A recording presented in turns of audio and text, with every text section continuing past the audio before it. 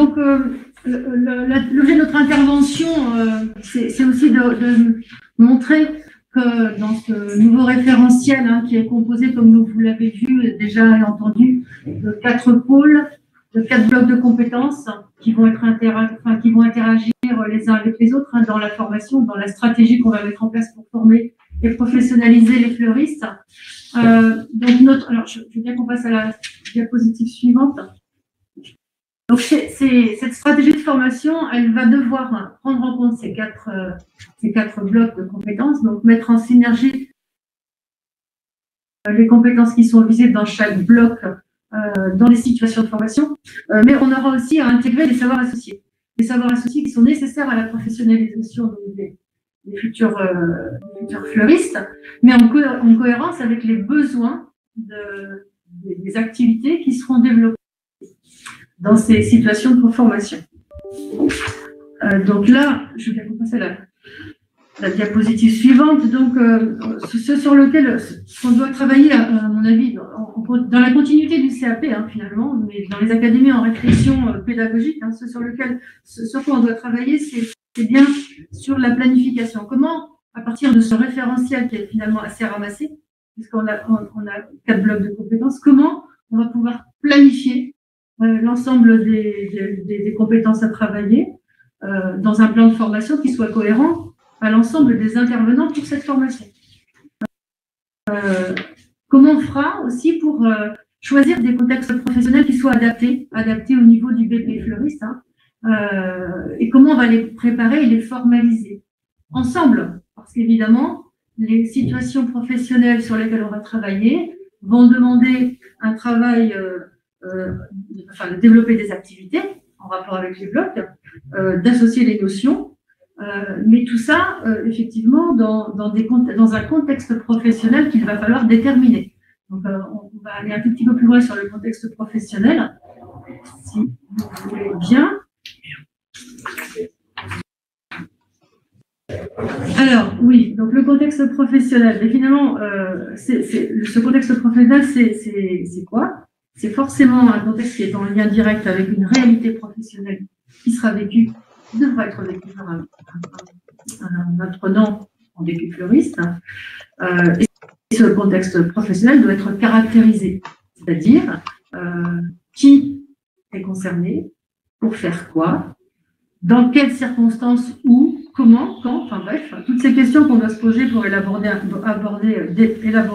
contexte professionnel construit. Et plus ce contexte professionnel sera décrit, plus il sera possible de construire des situations professionnelles attachées. Donc, on va, au fil de la journée, vous présenter des exemples, hein, par rapport à chaque bloc de situations professionnelles qui prennent appui sur un même contexte professionnel, vous verrez. Donc, à partir de ce contexte professionnel qui sera élaboré, on pourra effectivement construire et exploiter des situations professionnelles pour professionnaliser.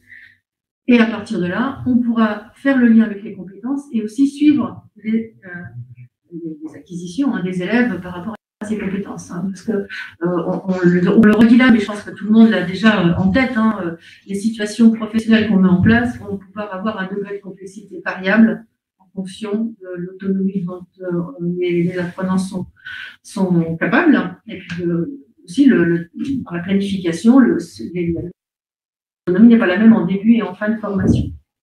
Donc, la progressivité dans la complexité de la formation. Je vais laisser la parole à ma collègue.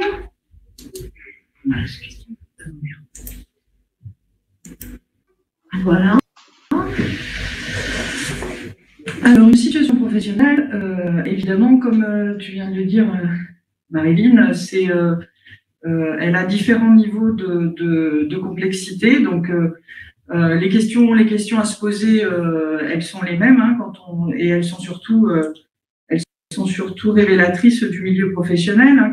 Voilà, sur la diapo, hein, c'est assez clair. Hein, les questions que l'on doit se poser, c'est quelle est la demande, comment je dois agir, et avec qui, quand, les activités, la complexité, les ressources disponibles. Donc, en fait, là, la formation, les enjeux de la formation, c'est de définir un petit peu le cadre dans lequel on va faire travailler les apprenants.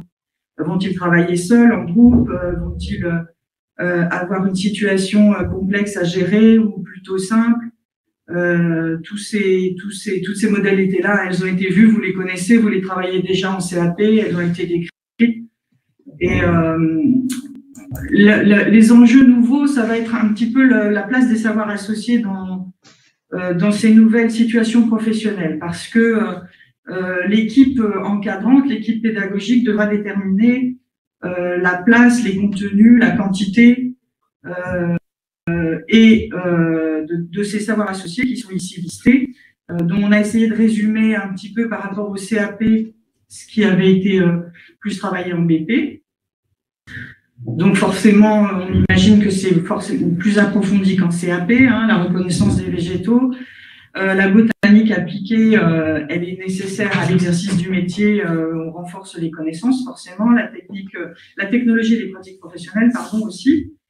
Les arts appliqués ont eu une dimension, je dirais, renforcée. Alors là, évidemment, je sens particulièrement concernée toute la partie créative de nos formateurs qui sont très actifs pour mettre en valeur ce côté créatif dans ce métier. Hein, et donc, les arts appliqués ont été renforcés et aussi dans l'autre bloc de compétences de gestion que vous verrez plus tard, hein, notamment toutes les compétences de communication qui ont été développées et intensifiées. Enfin, l'environnement juridique en droit aussi, où là, on approfondit à des situations qui sont plus liées au niveau et aux attendus du BP. Préciser simplement pour l'aspect d'environnement économique et juridique, effectivement, on a bien conscience que le fleuriste, c'est un commerçant. Et dans ce cadre-là, il doit bien connaître toutes ses obligations. Et on a insisté là-dessus. Hein, il doit connaître ses obligations à la fois comptables, sociales et réglementaires. Et c'est vrai que dans la formation, c'est important de les intégrer dans les situations professionnelles. On ne sera pas sur un apprentissage de normes comptables ou réglementaires déconnecté d'une situation professionnelle. Ça n'aurait pas de sens. Et ça, c'est vrai pour tous les savoirs associés. C'est ce qu'on veut essayer de bien ancrer là dans la présentation. Alors, ces savoirs associés, ils sont abordés dans le contexte des situations professionnelles, ce qui change radicalement par rapport aux pratiques précédentes, c'est-à-dire que les cours de savoir associé n'ont plus vraiment de sens, sauf dans le cas d'approfondissement de notions. C'est-à-dire que chaque situation professionnelle va être construite en prenant en compte les liens à faire, à effectuer avec les différents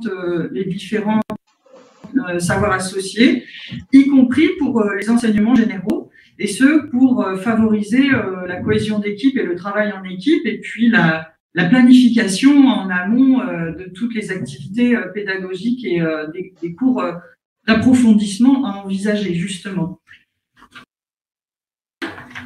C'est évidemment l'équipe qui organise tout ceci, ça demande une réflexion collégiale et collective assez approfondie.